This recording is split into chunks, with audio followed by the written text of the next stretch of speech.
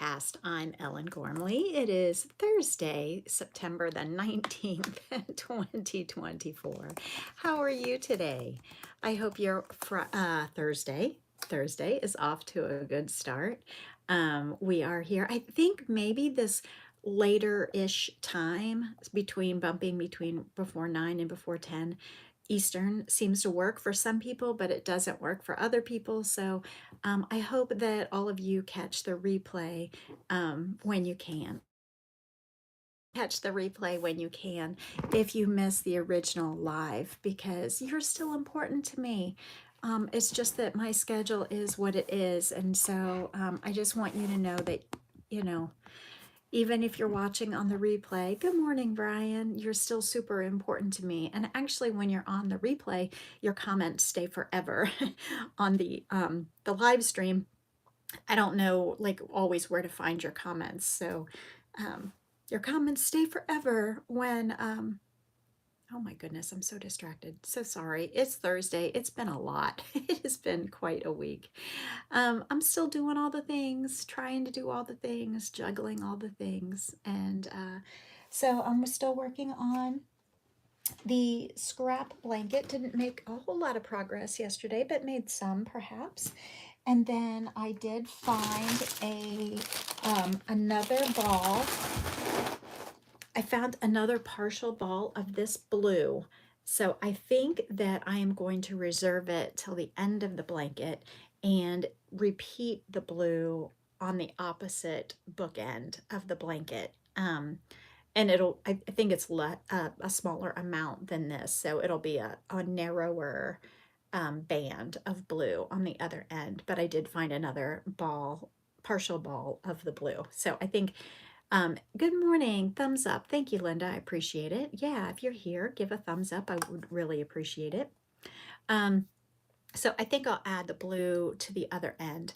I loved the suggestions that I had in the comments yesterday of throwing all the balls in the bag and just blindly pulling one out without peeking and no cheating. That would be really fun. Although then I would probably stock the bag with colors that look good together or something. I am kind of leaning toward doing a brights blanket after the more muted blanket. I'm gonna sneeze again. Hold on.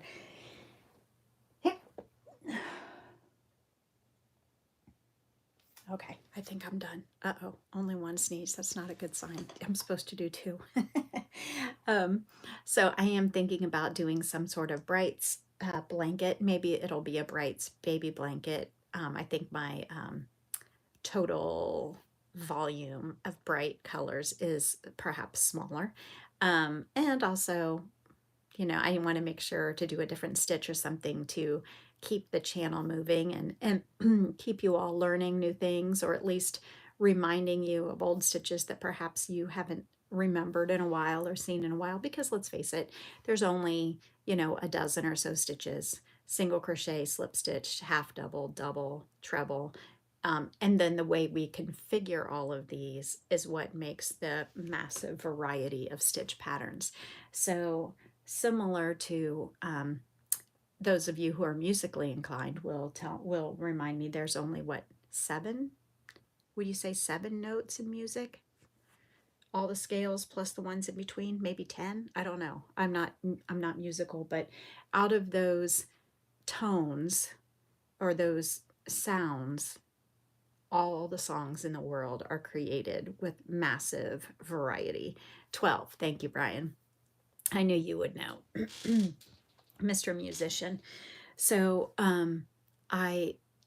of those 12, would you call those notes, Brian, or would you call those sounds? All the songs in the world are created with a massive variety over all of our cultures.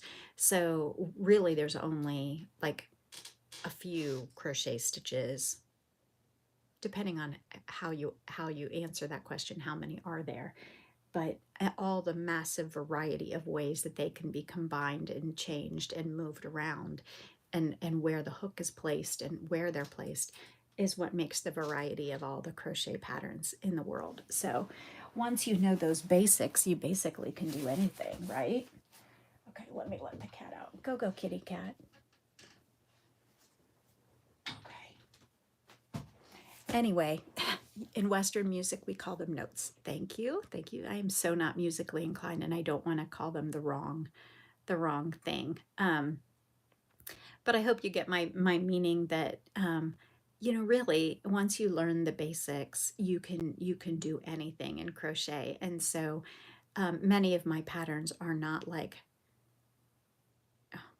I mean, they're not like groundbreaking, like suddenly you're doing something completely different. It's just the way you put them together is different. And so I think I wouldn't say there's nothing new in crochet, but it's all built on a foundation of the familiar. Um, so the way we put things together is new, but it's all based on the foundation of familiar stitches, which is really a fun place to be, to continually evolve and grow and expand and experiment and stuff. So anyway, how are you today? What are you doing? What are you working on? I have got to get moving on things. You're so totally offended that I called them things or sounds. That's funny, Brian. I know you're teasing me. I just don't want to get it wrong. But it's, you know, I don't want to offend anybody by calling them the wrong name, the wrong label. So because clearly the building blocks of everything in music. All right. So I need to get really super moving on things. It's been a rough week in terms of trying to find free time and motivation and recovery from work every day, and getting in my veg time and getting in my mindless time so that I can do my job day to day. So that's been a little rough this week. Tomorrow morning I will be here before 9. Let's see how my schedule looks today. Today's a long day. Tomorrow's a long-ish day, not as long as today. Okay. Okay, we'll see.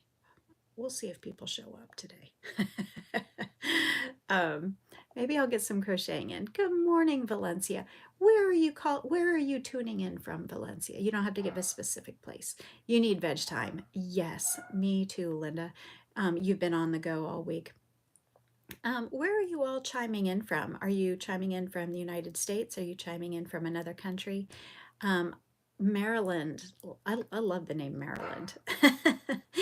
Maryland. Okay, I think I saw a black bear once in Maryland. A baby, or I don't know if it was, I only saw, well, it's hard to tell from a distance, but I saw a black bear once in Maryland. But nice. Okay, welcome. Welcome. And Linda, I forget where you are chiming in from. I know Brian is coming in from South, our Southern gentleman, Southwest Chicago suburbs. Yeah, I love wildlife, and it absolutely makes my day when I see wildlife in the wild. So the other night my husband's away, so I was taking care of the chickens, and I went out to feed the chickens. Alabama, our Southern gentleman. I was taking care of the chickens. I had taken the dog out with me, and you and Penelope this morning. And I saw you have an aunt in Hamilton, Ohio. Oh, well, awesome. I used to work in Hamilton, and I'm just down the road now in Cincinnati, or west of Cincinnati. Bald eagles. I saw bald eagles again, which I know that they're around our neighborhood. I love them, but it's always gives me a jolt of joy when I see them. So I saw one flying, and we live like on the Ohio River, but like there's a street at the bottom of the Ohio River Valley. So there's the Ohio River, and right next to the river is a street, and that street is down low, and it will flood if the Ohio River floods. Then there's a cliff where the river has cut through, and so we are the first street on the top of the cliff. So we are the second street back, but we have a perfect view of the Ohio River from our street, not from our house, but from our street. So the eagles like to circle over the Ohio River valley. And so they're not necessarily over the house, but I can see them circling like across the street.